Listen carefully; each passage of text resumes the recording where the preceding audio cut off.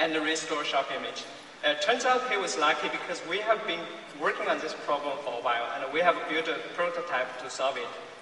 To show it, I'll just load the image into the Photoshop plugin we developed. And you can see there are a lot of controls here because it's still an early prototype. To save some time, I just load some predefined parameters which contain only a few numbers. So the first thing to do with this tool is to click the Analyze button, which analyzes how the image was blurred at the first place. The system then does the heavy lifting under the hood, which involves some intensive computation that I won't try to explain here. The output of this step is something we call a blur kernel, which you will see in a moment. This is a kind of slow computer. Oh, no, here it is. It's essentially a grayscale image showing how the image was blurred. Formally, it's called point spray function. But you can also view it as a motion trajectory of the camera when the shutter was open. So next thing to do is to use it to restore sharp image. And here it is. Oh. No way. Yes. No way, that's impossible. That's two photographs. Wait, there's no way you did that. Yes, way, you way. You way, no way. No way, you way. Yeah, so you can see it's pretty sharp here. You can see. How does it do that? How do you do that? There's an algorithm behind it. So A what? the computer Algorithm. I didn't. Algorithm? What's an algorithm? We'll talk at Weezer. Okay. So yeah, if you look at this small poster, I'm gonna switch back to original. You can see how much improvement we have done on this example. Now, our system not only makes blurry images look better, they can also help recover some important information from the image. So here is a poster image I shot using my cell phone camera. My thought was to record the poster so I can read it at home, but I only found out it's too blurry, so I cannot read anything. So let's see if we can improve this image. Again, I'll just load the image into the plugin.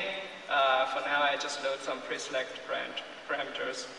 And because this is a relatively large image, I'm not going to use a whole image for analysis, which will take some time on this computer. So I'm just going to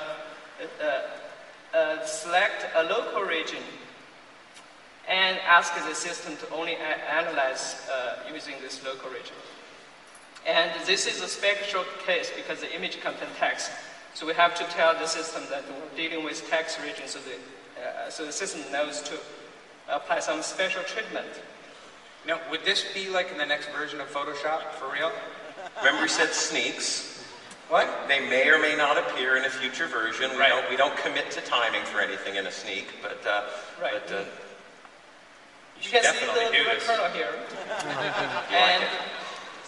And similarly, we can define another preview window, which allows you to preview local results to see if it is good. And here it is. Oh, wow. So you can see, you can read the full number. Who's the boss here? Who's in charge of all this? Oh, it was you. You two guys. You should do this in the next Photoshop. People will really, seriously, I'm just a chump. People will really like this. People will love it. Would I pay for it? No, absolutely not. I don't pay for anything anymore. I'm a minor television celebrity, so I get free shit. All right, just one more comparison before and after. I have one last quick demo. So this is Kevin Lynch, our CTO, at last year's Max. We found this image online. It's a random internet photo. It's bad. So let's see if we can improve it. Because this is a relatively small image, so I'm just gonna, still I needed to load some parameters. Okay, I'm just gonna analyze this image, which should be pretty fast, and restore it. So you can see it's much better. Wow. So this is the image. Thank you very much. Thank you. Wow.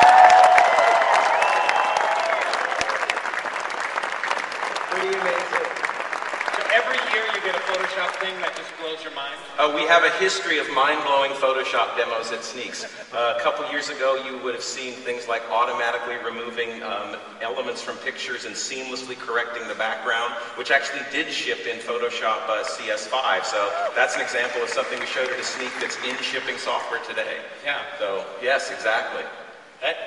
It's incredible. Well, I mean, that brings us sort of the end of what we have here on the Sneak. So before we do anything else, please join me in thanking Rainn Wilson for being a